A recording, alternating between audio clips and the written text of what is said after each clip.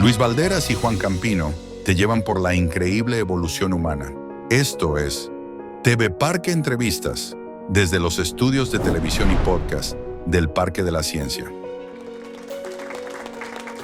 A esta hora transmite Chilena FM 101.3 para toda la provincia de San Antonio, y a esta hora ya corresponde, como siempre, la sección que tenemos cada semana con el profesor Juan Campino Bunster, director del Parque de la Ciencia de la comuna de Santo Domingo. ¿Qué tal, Juan? Bienvenido una semana más a nuestro espacio radial. Hola, Luis, gusto verte, pues.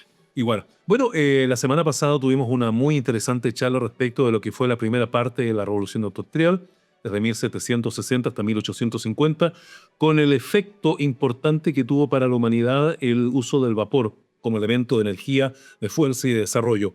Y hoy día nos corresponde ya entrar a la segunda parte de la Revolución Industrial, que se aproxima más o menos su inicio en 1850. Quisiera, Juan, que nos contases qué hito marca que en esa época haya partido la segunda parte de la Revolución Industrial.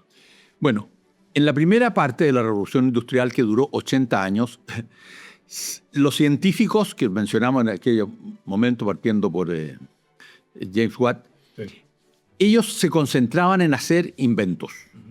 Por ejemplo, la máquina de vapor, de la que hablamos en extenso.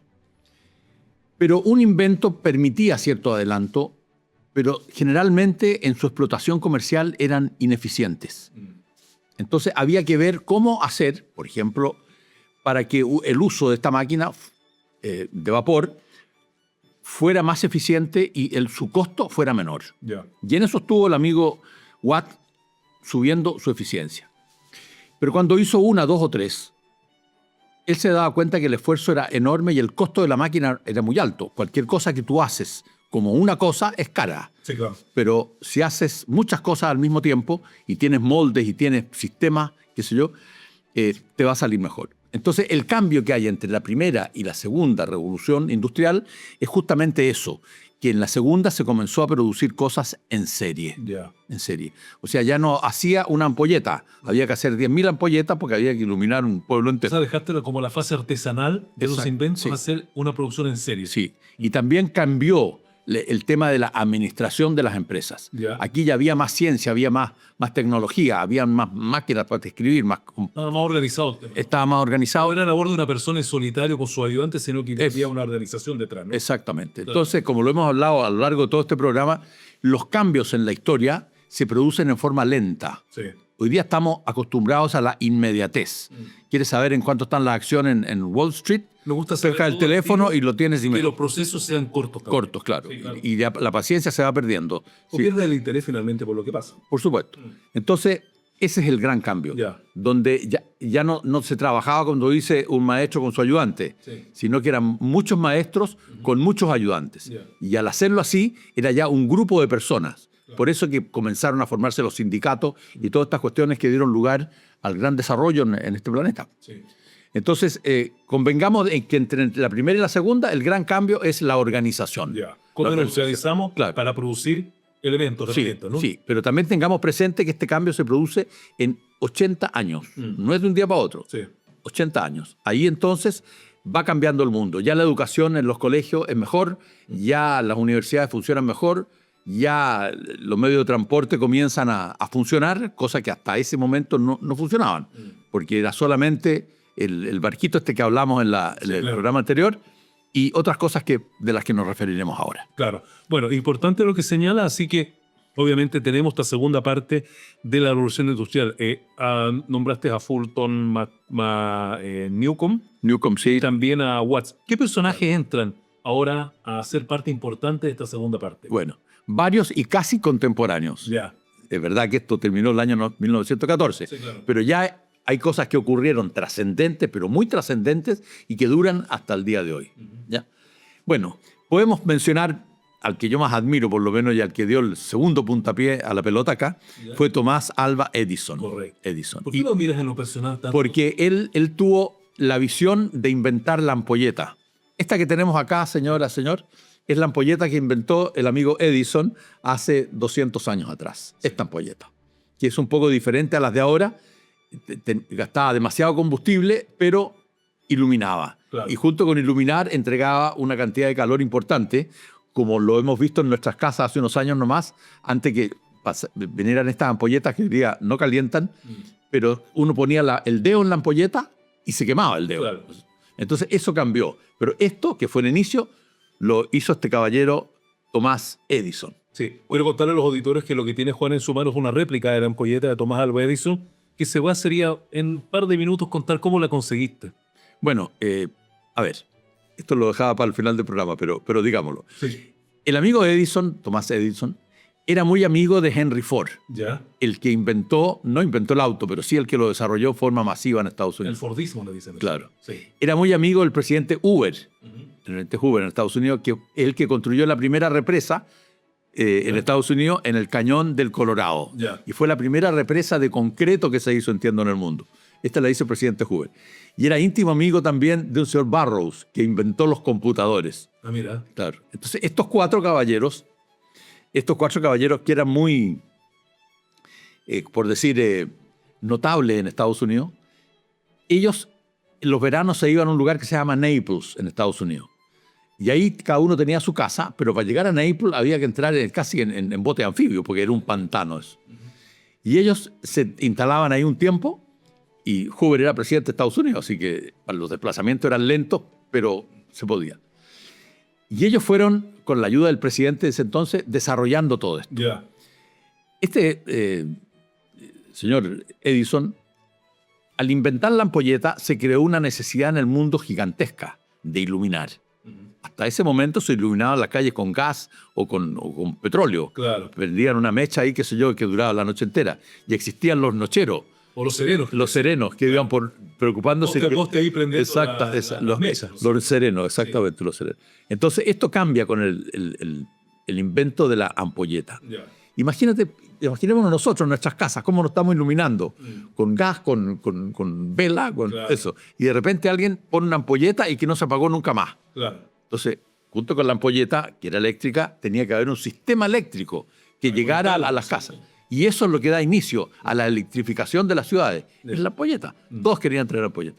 Y este señor Edison, que era muy bueno para el negocio, tuvo contratos importantes. Él terminó riquísimo en su vida, porque incluso iluminó Berlín, la ciudad de Berlín de aquellos años. Y muchas otras de Estados Unidos, por supuesto. El primer pueblo fue el donde él vivía. Y dice aquí la literatura que fabricó 56 ampolletas. Mira. Y lo creían un loco porque ponía cables por todos lados. Artesanalmente. Sí, claro, así como estamos viendo esta, bastante artesanal. Entonces puso ampolleta hasta 56 y logró iluminar un par de cuadras. Entonces, a partir de ese momento, Edison y el presidente Hoover y sus amigos pasaban al estrellato. Claro. Entonces, por eso es que yo creo que es importante hablar un poco de Edison. A ver, este Edison tiene una historia con su madre muy notable, porque era, al igual que Einstein y tantos otros científicos, era como volado. Iba al colegio, pero no entendía, no escuchaba al profesor. No le interesaba. Él estaba pensando en otras cosas. en sus inventos. Sí, Entonces lo tildaban de idiota, porque lo sacaban al pizarrón, como era antes la cosa, Claro. y no sabía ni entendía ni la pregunta, malamente podría contestar. Claro. Entonces le mandan una carta a la mamá, en un sobre sellado, en fin, donde le dice que está expulsado porque no le da el coeficiente intelectual para poder seguir en ese colegio.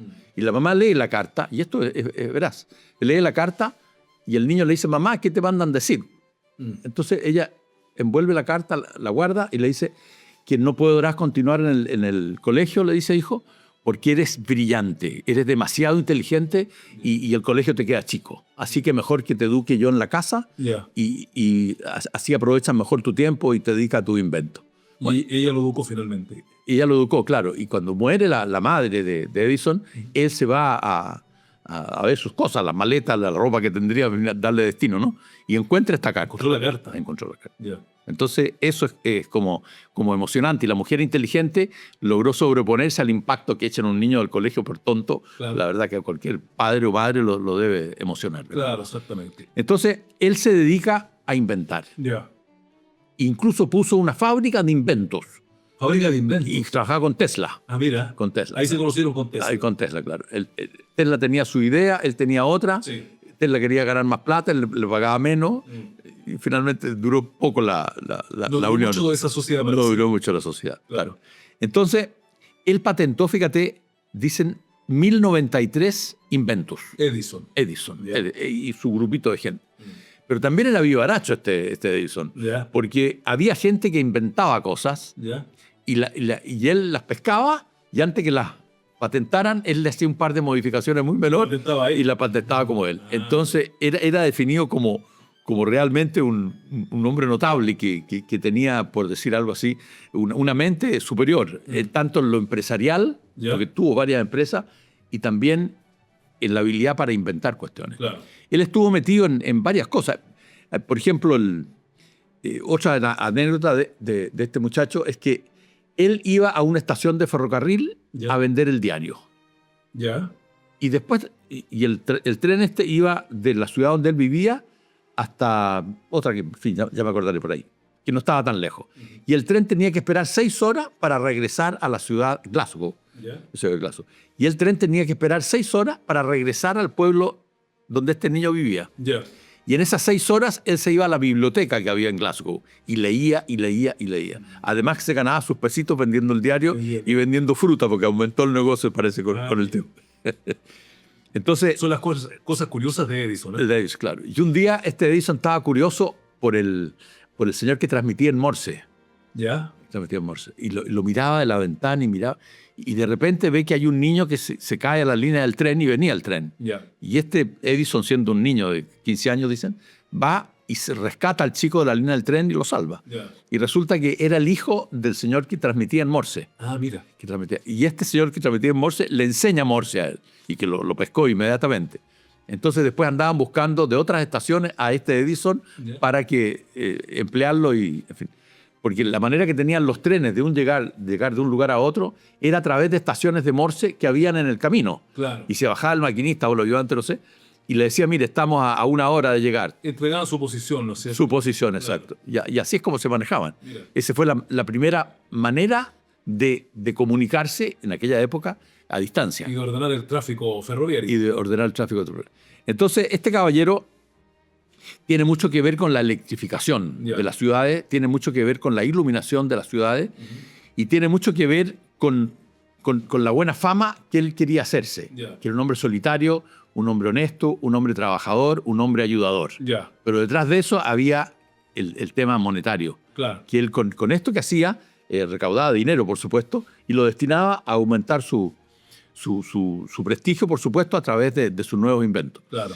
Cuando yo fui al laboratorio de este caballero en la ciudad de Naples, que hoy día cualquier persona que va a Estados Unidos toma un auto y Puede está, ir allá, ¿no es cierto? pues, caminos pavimentados, estupendo, qué sé yo. Y tú ves el laboratorio que él tenía. Ya. El laboratorio no era más que, no sé, de unos 100 metros cuadrados, no tenía más. Era pequeño. Era pequeño. Y tenía ahí un par de ayudantes, que hay no fotos, pero dibujos ahí, unos negritos, qué sé yo, que lo ayudaban en esto. Ya. Y la verdad que cualquier taller de una casa, por simple, porque todos tenemos algún tipo de taller en la casa, Sí, claro.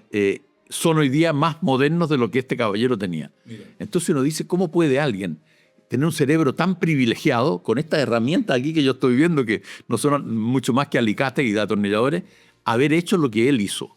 Es por eso que en el programa anterior hablábamos de lo importante que es motivar a los niños, Claro. para que en su fantasía infantil no se retracten. Se creen cosas, ¿no?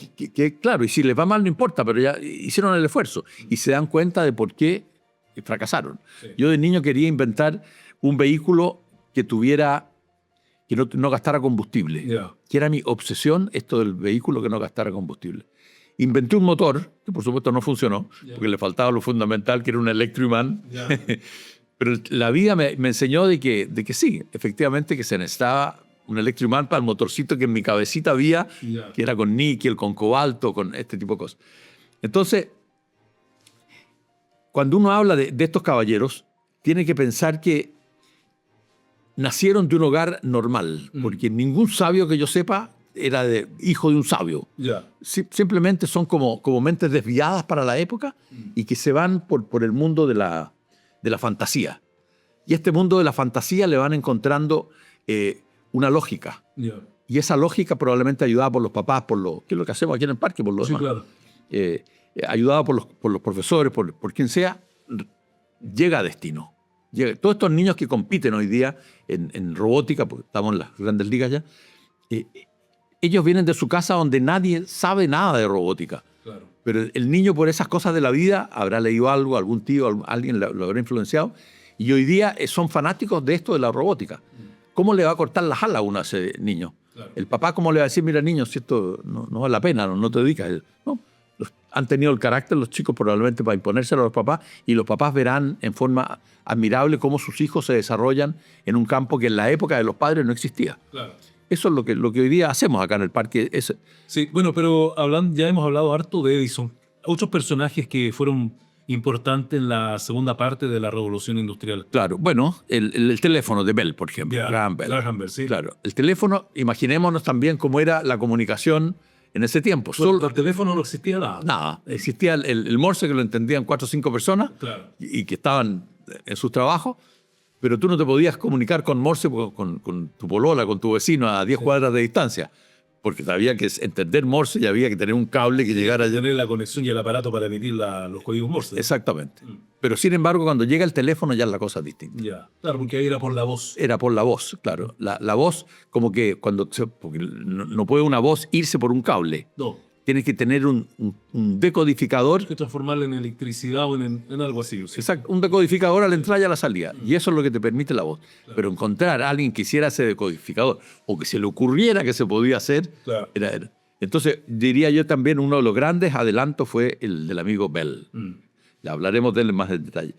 También había un señor que se llamaba Daimler, que era socio de un señor de apellido Benz. Ya. Y ellos inventaron el primer auto Ya. en 1770. Ah, mira. Perdón, 870. 870. 870. Entonces, el Daimler es una marca que existe en el mundo, que es muy buena, Ya. pero que no está muy comercializada, al menos en Chile. Ah, mira. Y el Benz es el de Mercedes-Benz. Sí, claro. Entonces tú dices, la Mercedes-Benz hoy día tiene como 150 años Sí. y está absolutamente en cada pueblo o en cada ciudad chica del mundo instalada. Ya. Entonces, ¿cómo se hace eso? Ahora, inventar un auto significaba entrar en la combustión interna ya. O sea, ya no era la máquina de vapor. Hubo un cambio importante, ¿no es cierto? Que entraba combustible a un pistón parecido al otro, que había una chispa, que es la que entrega la bujía, y que ese combustible explota, entonces hace bajar al Ya no pistón. era el vapor, era el petróleo, ¿no? Los primeros fueron a gasolina, después de petróleo. Entonces, O derivados del petróleo. o derivados del petróleo. Sí. Entonces, ¿cómo a alguien se le pudo ocurrir eso? Tú dices, o sea, vemos un auto, vas a un taller, te parece muy normal, los pistones todos desarmados cuando te lo arreglan, ves, Pero ¿cuándo entró el petróleo aquí y sus derivados? no, sí, siempre existió. Siempre existió, pero ¿cuándo ven la posibilidad de que esto se pueda usar para hacer esta combustión interna? Bueno, lo que pasa es que el petróleo también es combustión interna, pero funciona de una manera distinta. Ya. Cuando tú le inyectas benzina a un cilindro, Sí. la chispa hace explotar esa benzina dentro del cilindro, Sí. y eso genera una fuerza, y el pistón baja. Claro. El petróleo es distinto. Tú tienes que... El petróleo es de combustión más rápida. Ya. Si tú presionas fuertemente con el pistón hacia arriba el petróleo que le inyectas, Sí. como la gasolina en el otro, al tener mucha presión se calienta Ya. y explota. Explota. Se produce la combustión ahí. Entonces, requería de una técnica un poco más sofisticada y finalmente depende lo que tú quieras hacer, si usas benzina o si usas petróleo. Ya. Esa es un poco la diferencia que hay. Y hoy día el petróleo es más barato que la benzina porque requiere menos refinación. Sí, pero estos combustibles, ¿en qué momento ya comienzan a hacerse importantes? Bueno, aquí, te diría yo, en la segunda etapa. La segunda etapa ya. En la primera no existía mucho porque estaba el vapor. Sí. Y estaban todos alucinados con la maquinita de vapor. Pero en la segunda etapa, claro, el vapor es reemplazado, diría yo, para las cosas menores. En una casa, qué sé yo, tú puedes tener un auto que lo guardas en el garage, lo sacas, qué sé yo. Sí. Es un elemento mecánico menor. Pero ya si quieres mover grandes volúmenes o generar mucha energía, ya la gasolina, que también se puede usar, es menos rentable que el petróleo. Porque Ya. el petróleo requiere menos refinación para algunas cuestiones. Así es. Si tú a un auto le echas petróleo, un auto que anda con gasolina, no te funciona. No. No, porque necesitas presionar mucho el combustible. Y en el auto no lo presionas prácticamente nada. Ya. Esa es un poco la cosa. Ahora, está el auto, Sí. está la radio, por ejemplo, las cadenas de montaje, que es lo que hablábamos delante. Sí. Las cadenas de montaje. Eran muy importantes y eso lo asumió mucho Henry Ford. Henry Ford, claro. Claro. Porque el auto era caro. Un Daimler, un Mercedes-Benz, es decir, un Benz en ese tiempo, era muy caro. ¿Y quién podía pagar eso? Poco. Sí. Entonces- hay mucho dinero, ¿no? Claro, entonces a Henry Ford se le ocurrió darle un crédito a todos los empleados de la línea de montaje esta que tenían para que compraran su auto. Ya. Entonces los primeros autos Ford que se vendieron fueron a los empleados de la Ford y eso permitió darle propaganda a los autos en el mundo prácticamente, particularmente en Estados Unidos. Entonces, al masificarse algo, el negocio es rentable. Por eso que estas cadenas de montaje que vienen existiendo hace mucho tiempo son una de las razones, como lo hablábamos delante, del cambio de la primera revolución a la segunda revolución. Claro, porque se organiza mejor todo, ¿no? Por supuesto, se claro. pone todo más eficiente. Sí. Cuando uno ve en internet las cadenas de montaje de los chinos, por ejemplo, bueno, eso es algo impresionante. Estos producen cientos de autos al día. Imagínate. Y los sacan en el día, por favor. Entonces, la cadena de montaje es importante. Antes era el hombre el importante ahí porque iba apretando las cosas, qué sé yo, pero ahora son los robots. Sí, y pero llegamos ahí a la segunda parte de la Revolución Industrial hasta 1914. 14, con el inicio de la Primera Guerra Mundial. Claro. Cuéntanos un poco qué pasa en ese periodo.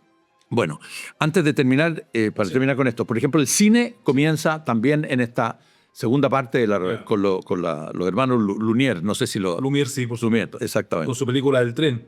Con su película del tren, exactamente. Cuando la proyectaron salieron todos rascando, ¿te acuerdas tú? Claro que sí, es la misma. Después, el amigo Tesla, él inventó la corriente alterna, que es mucho más comercial y más barata de desplazar de un punto a otro, la corriente alterna que la corriente continua. Claro. Ese fue Tesla cuando se asoció, bueno, después que se asoció con Thomas Edison.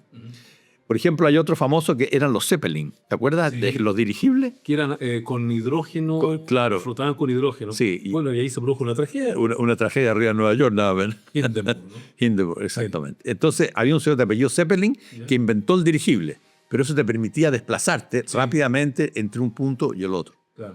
Qué sé yo, también el avión, el Orville and Wright, los hermanos Wright.